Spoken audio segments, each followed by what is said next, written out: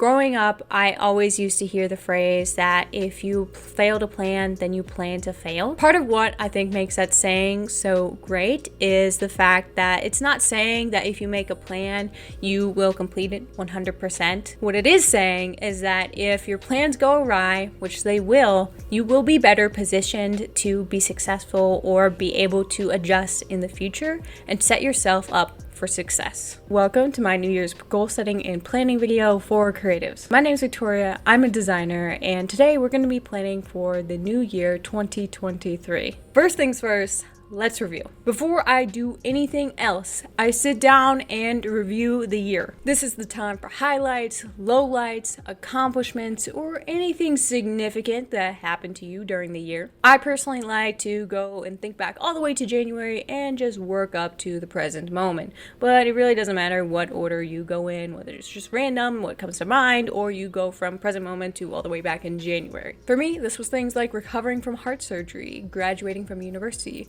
moving back home with my family, getting a new job, and then going to a long visit in Seattle. Some years are going to have some more negative moments or be full of more negatively viewed moments for you, or just tougher, harder, rougher patches that really affected you. And that's okay. We're not here to judge you. You're not here to judge you. The point is that you made it here. Actually seeing your year from this point of view in this list format can help you more clearly review the year and see what it was actually like. From there, I like to make 4 lists. Key lessons, things I learned about myself, what worked this year, and what didn't work this year. Key lessons are just key takeaways, and these are any lessons that you may have accomplished or learned from in the year, any new software, new milestones, anything like that, or any knowledge nuggets that you have learned or gathered throughout the year and that you want to take with you in the future. The lessons I learned about myself is also pretty self-explanatory as well. These are just any key learnings, key insights that I have gathered about myself this year. I think it's important to acknowledge what you've learned about yourself at any and every age, but especially for me, being in my 20s, I think it is especially important. At least that's what all the books, movies, and TV shows keep telling me. Going into things that worked and didn't work, this is where things get a little bit more interesting. Looking at what happened this year, as well as any goals you may have had for the year starting out alongside it, you can kind of start to get an idea as to what behaviors, mindsets, habits, and activities really worked well for you and helped propel you forward in a positive way. For example, one of the things that worked really well for me was my continuous commitment to my health. Obviously, as we've already talked about, I was recovering from heart surgery this year, and once I was cleared to start working out again, I made a commitment to go to the gym about 5 or 6 times every week. I couldn't do anything anymore, so I needed to redo everything that I had done before because all my body muscles were destroyed. It was hard. It really did take the whole year. All the little rules, habits, behaviors, and mindsets that I had really worked in my favor and helped me properly recover and build up my strength again after I had surgery. Let's go ahead and touch on the things that didn't go so well. And these are kind of identifying the things and relationships, mindsets, behaviors, whatever, that didn't work in your favor this year or worked against you. One of the things that worked against me this year was my continuous worry about what other people thought. This mindset and worry continuously held me back from making this YouTube channel, making cool design and artworks that I thought would be cool because I didn't know what other people would think or how they would judge me for it, and just some overall life choices because I was really worried and concerned about what other people might think. Knowing what worked and what didn't work for you this year can really help you apply some specific intentions for this coming year and can also help you identify which specific methods that you've already used to go ahead and use in the future on new things you want to do and you already know these tried and true methods work. About now in the process is where I need to do a brain dump. At this point, I might have some leftover thoughts about the last year. I have some new ideas in my head about where I want the new year to go, some new goals, intentions, just ideas floating around my brain. Write them down, get them out, do whatever you gotta do to clear your head. Once your brain is thoroughly dumped and feels clear, now is the time to go ahead and circle any areas of focus that you want to work on in this coming year. This could be things like your creativity, your career, your health,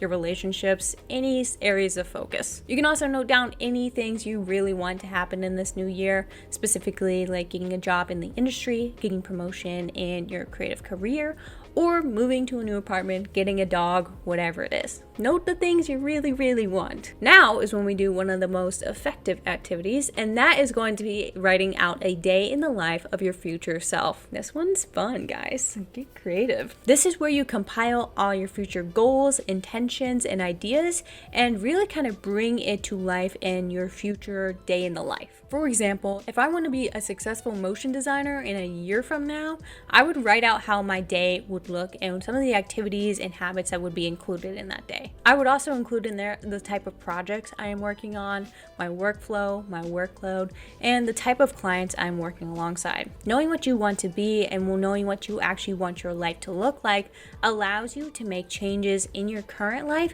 to match up with the future life you are going to have. Albeit gradually, you're not going to accomplish it all in one day. Like, you can't just flip out your entire lifestyle to be something else if other things in your life don't match up. You got to do it gradually. If I know that I want to be a successful motion designer or a more successful visual designer, I know that in my ideal life, I'm probably doing something creative or cultivating my creative practice every day. Great artists, designers, and visual makers don't just start creating every day once they are creators and designers. They're starting months or years ahead of time with that daily practice. I also know that to get the clients or job that I want to have in the future, I have to have a specific or very impressive portfolio of work to show them. This tells me that I need to be learning, working on my skills, and cultivating my creative practice in some way every day, and I need to adjust my lifestyle if it doesn't already match up with some sort of creative habit or workflow every day to go ahead and start including that. What we're trying to do with this activity in the system is match up with where we are now to where we're going to be in a year from now.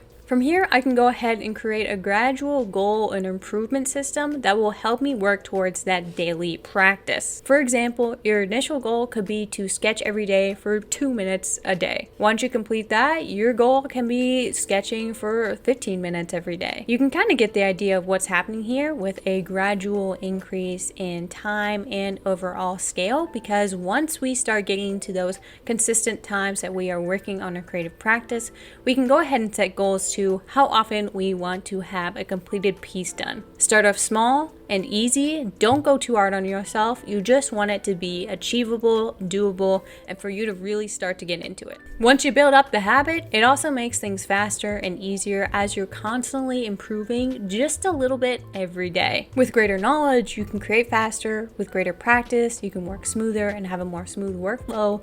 And with consistent practice, you can go ahead and continuously be making frequent work. As a creative, I know that not every piece I work on is going to be portfolio worthy, but I do know every piece I work on is going to be learning worthy. I will learn something from everything I work on. Overall, this is why we do the daily practice, because it cultivates compounding improvement. Now, this isn't just a goal achieved. This is a lifestyle. This is a behavior. This is a habit, and this is identity capital. And if you've read either the Mindset book or Atomic Habits, you know I'm basically ripping straight from both of those books and mashing a whole bunch of ideas here together. When pulling back to look at some of my other goals and focuses for the year, I would apply this same start small method for all of them. Once you go to implement this start small method, you can either do one of two things. You can make things way easier on yourself, or you can make things way harder on yourself. A lot of people, when they're starting new things or trying to hit new goals, they try to accomplish way too much, way too quickly. They don't have the foundations or basic practice there to go ahead and continuously cultivate that behavior and lifestyle.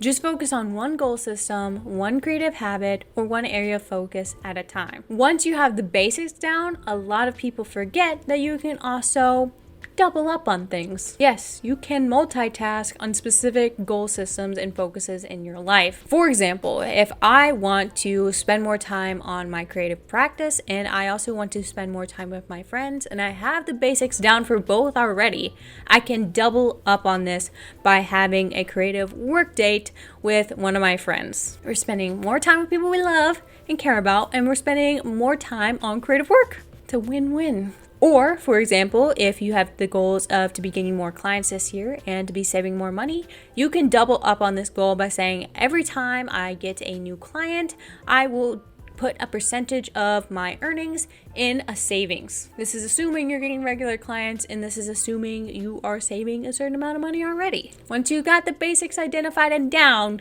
you can double up, which can help you save time, effort, and just overall mental space. With everything you want to do this year identified and your kind of dream day in the life identified, go ahead, write down your goals, your goal systems, your breakdowns, and your day in the life somewhere you can access and review again easily. Personally, I'm a fan of Notion and OneNote. Having them readily and easily accessible makes it easy for you to review these kind of plans and ideas every month or every week, and also helps you break them down easily when you need to, when the time comes to implement it into your life. This is actually the most important part of ensuring you actually reach your goal and reach your future lifestyle, because without it, how are you going to keep yourself accountable and remember all the things that you need to do? A year is long, and it's tough to remember that stuff all the time. So go ahead, set the time aside for you to review with yourself monthly and weekly, or get an accountability partner where you can review and go on over stuff as well. You just gotta be sure to actually follow through with what you want to do. After doing all this, I like to do a couple more things. First, I like to pick a word of the year that encapsulates my intentions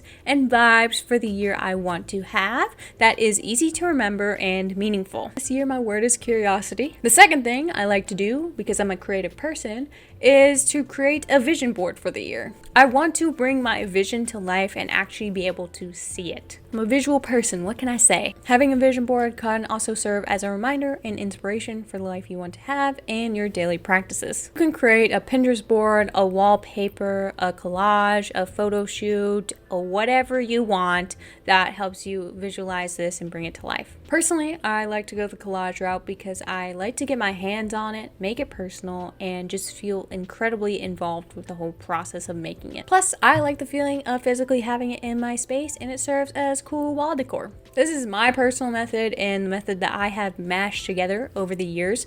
I would just encourage you to use what you think is beneficial to you and leave behind what doesn't. Remember that goal setting, planning, resolutions, any lifestyle changes do not have to be 100% at the end of the year for everything. Although having a 100% in everything can be your goal, I find that the real goal here is to make intentions and be careful about how you're actually living your life and making sure you are doing things and actually working on things that you genuinely care about. I can't personally say I've had a 100% year where I've met 100% of my goals at 100%, but I can say that I have made progress towards all of my goals every single year that I've made them. On top of that, I have formed habits in the process that I know will last me a lifetime and have gotten me to where I am today. If you like slightly amusing, creative people, influencers, whatevers, follow me, subscribe down below, because